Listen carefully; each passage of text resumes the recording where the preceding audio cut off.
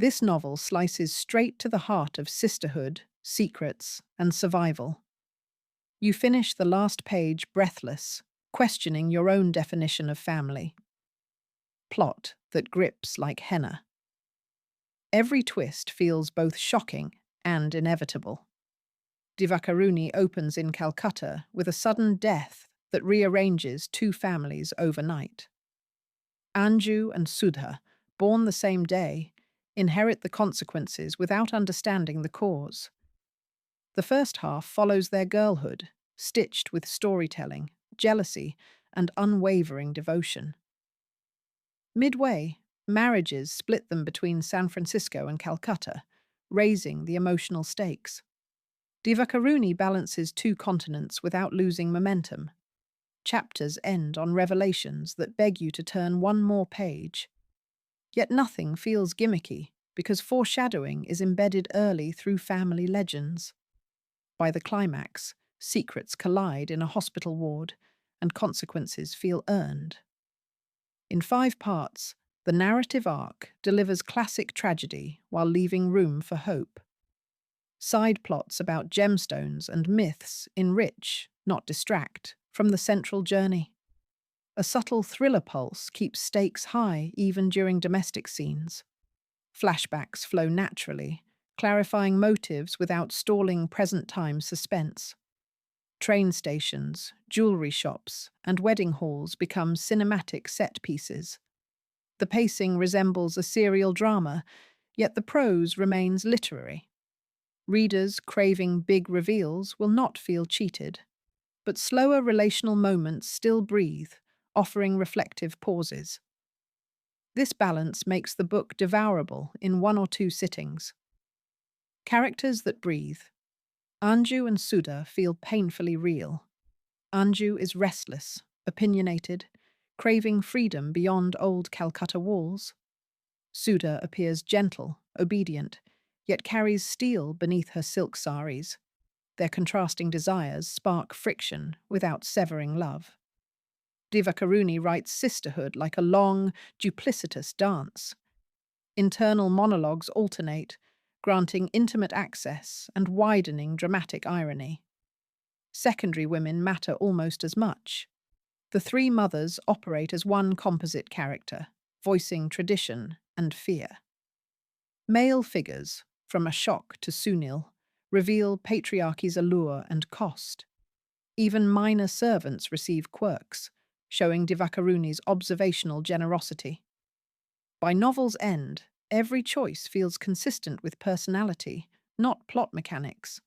That credibility anchors the emotional punch. Anju weaponizes humor when walls close in, deflecting pity with sharp wit. Her letters crackle with energy, even when hiding desperation. Sudha's courage surfaces through quiet, persistent acts of resistance. She negotiates oppressive customs using storybook charm rather than frontal rebellion. Tertiary figures like Pishi and Nalini illustrate generational change without caricature. Animals, especially a loyal stray dog, mirror human loyalties in background scenes. Themes that reverberate. The novel interrogates tradition without condemning culture. Divakaruni explores caste expectations, storytelling power, and immigrant displacement. Stories within stories shape fate, echoing the Mahabharata and fairy tales. Love appears as devotion rather than romance, challenging Western tropes. The author foregrounds female agency forged through compromise, rebellion, or silence. Motherhood emerges as both prison and sanctuary. Immigration reframes loyalty, forcing Anju to reinterpret heritage through American loneliness. Religious rituals become stages for power negotiation, not mere piety. Yet Divakaruni never lectures. She lets consequences demonstrate systemic weight. The result is thematic complexity packaged inside accessible prose. Storytelling emerges as survival technology for marginalized voices. Who controls the narrative ultimately controls memory and destiny. friendship between women functions as radical defiance against patriarchal atomization. Colonial hangovers appear in English education's prestige and accompanying alienation. Food rituals show how love translates into tangible sustenance. Themes intersect rather than stack, creating a woven effect like a Bengali sari. Writing that sings. Divakaruni's language blends lyricism with bite. She paints Calcutta with marigold, monsoon, and tea smoke, avoiding exotic cliches. In contrast, San Francisco appears crisp, lonely, and washed by Pacific fog. Sentence rhythms shift between characters, signaling mood before events unfold. Gossip and myth intermingle, giving narration an oral cadence. Metaphors recur like refrains, especially the ruby-encrusted snake bangle. Dialogue feels colloquial, yet precise, honoring Bengali idiom while remaining clear. Short chapters sustain momentum, making heavy subjects digestible. Rereads reveal foreshadowing tucked inside lullaby-like descriptions.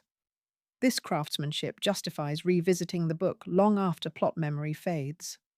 English and Bengali words mix, tastefully italicized, teaching without footnotes. Similes draw from spices, monsoon odors, and Bollywood posters. Repetition amplifies emotion, echoing devotional chants heard by the characters. Even violent moments carry a strange beauty, never veering into gore. Paragraph breaks mimic heartbeats during tense labor scenes and whispered confessions. You could highlight every second line and call it poetry.